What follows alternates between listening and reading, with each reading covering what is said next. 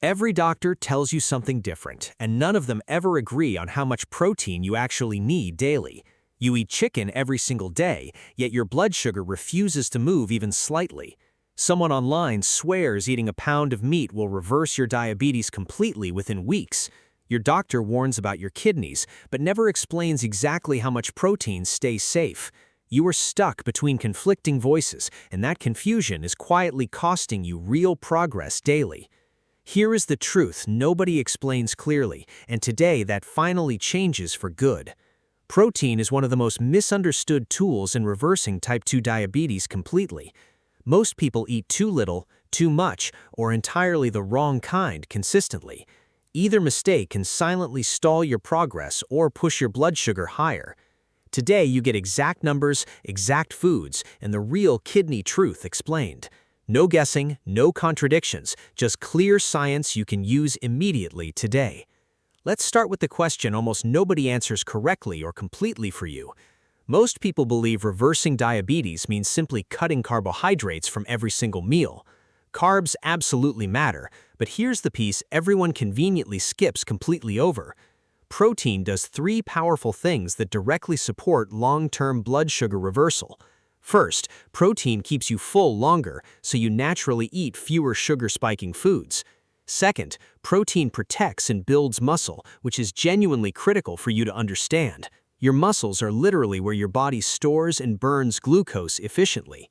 Picture your muscles as a sponge, constantly soaking up sugar from your bloodstream. The bigger and healthier that sponge becomes, the more glucose it clears away. This process is called insulin sensitivity, and muscle directly improves it.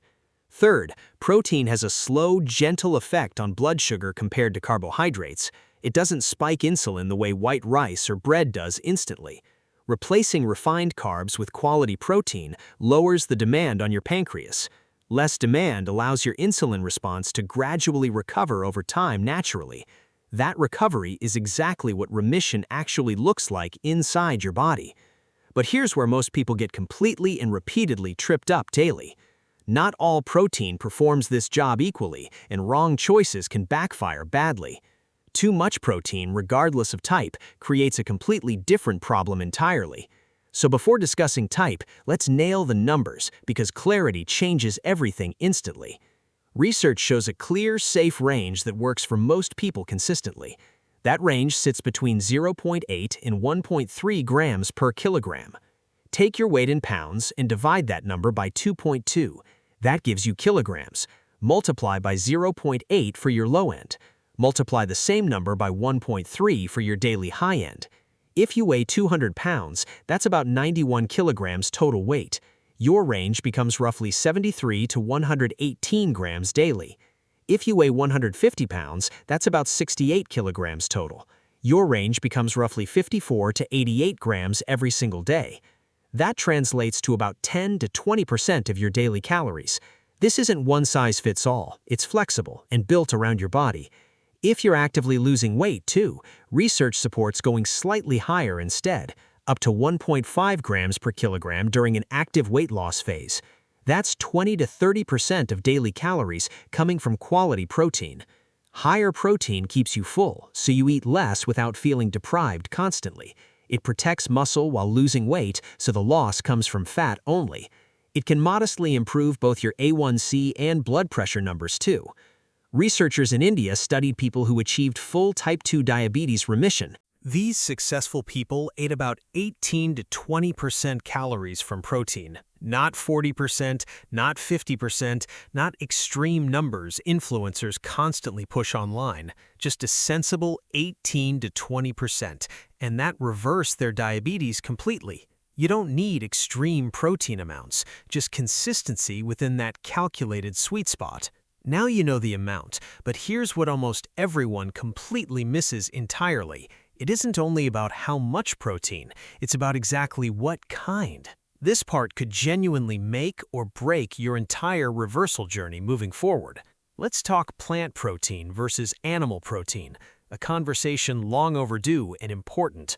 I'm not telling you to never eat meat again. That's simply unrealistic. But the research here is remarkably clear, and it deserves your full attention. A major clinical trial called Cardio-RV followed people for 5 full years.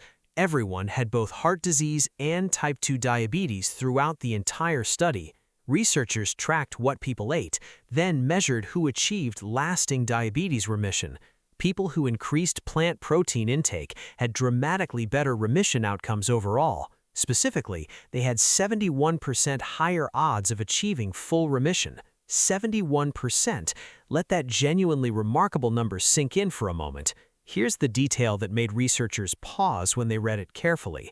These people didn't lose significant weight, they simply shifted their protein source. They just ate more plant protein, and remission rates rose dramatically anyway.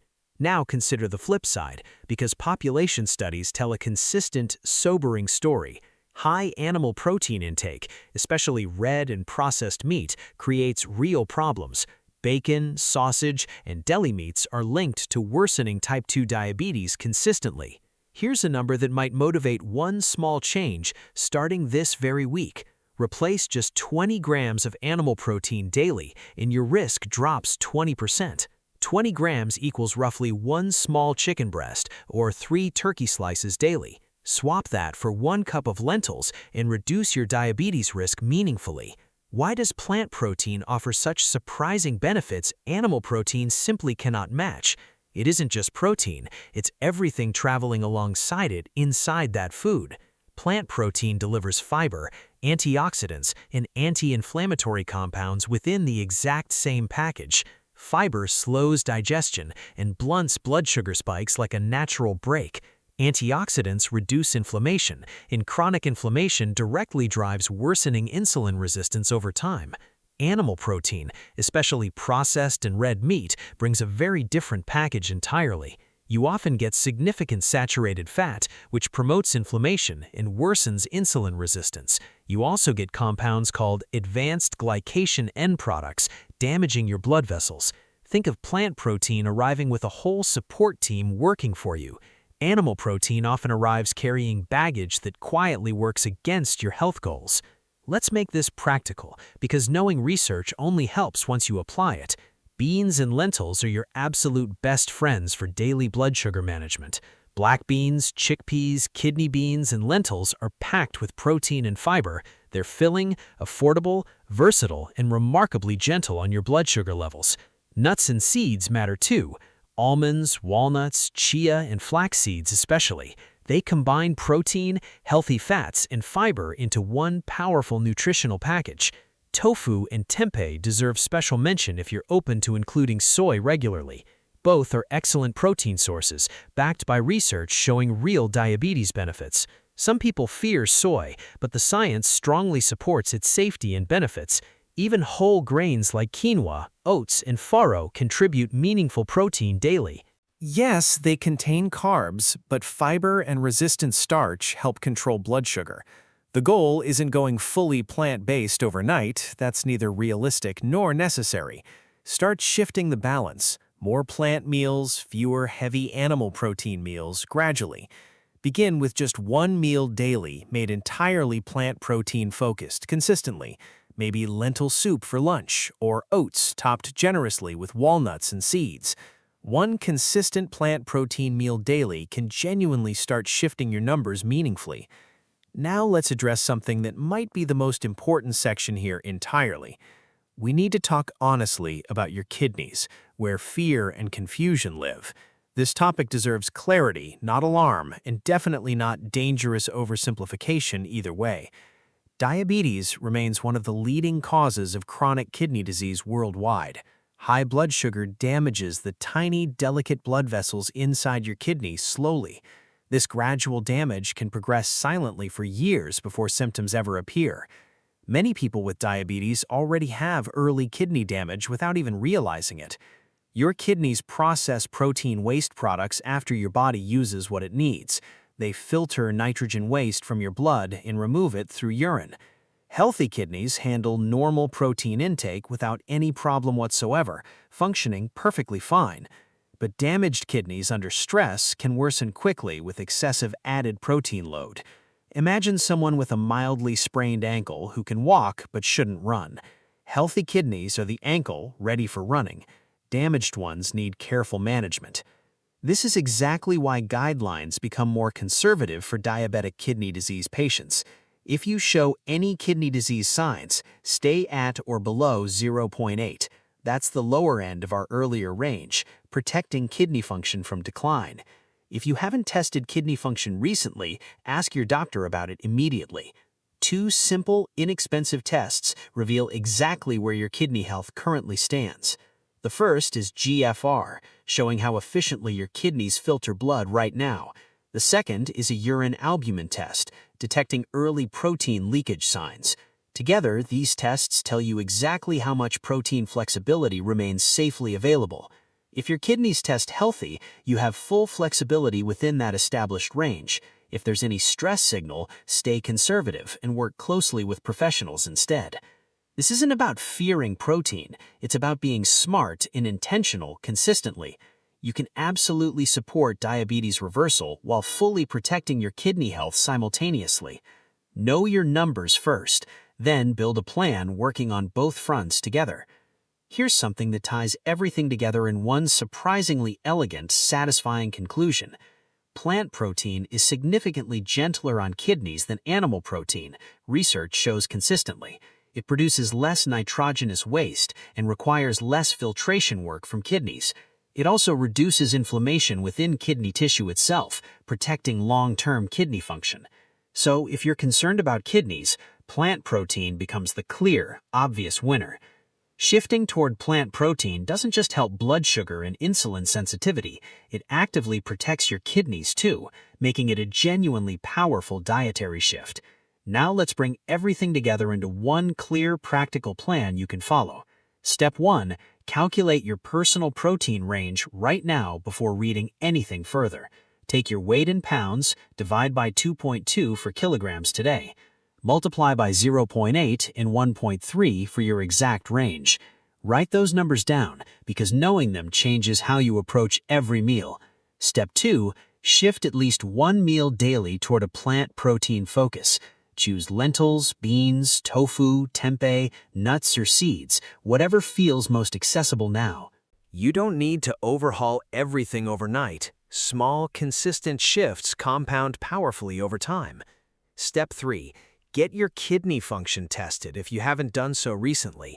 Ask your doctor to check GFR and urine albumin at your next visit.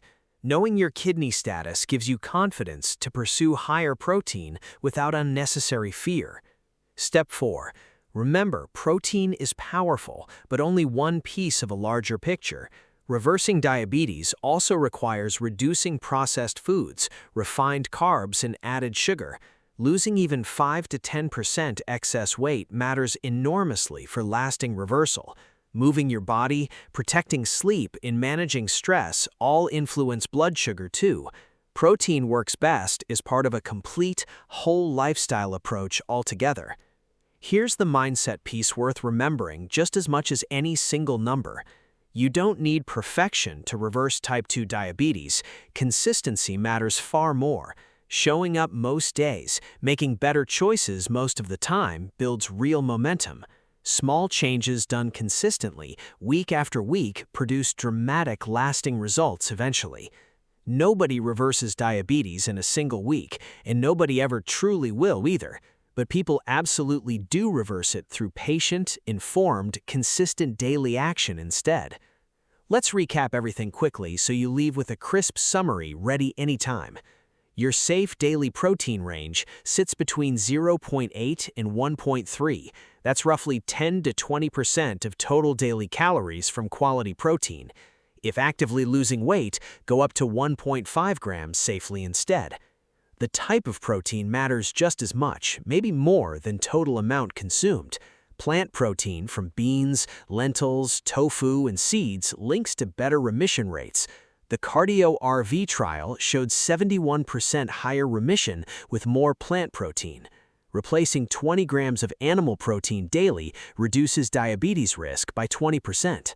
If kidney concerns exist, stay at or below 0.8 consistently. Plant protein is gentler on kidneys, making it a genuine win for everyone.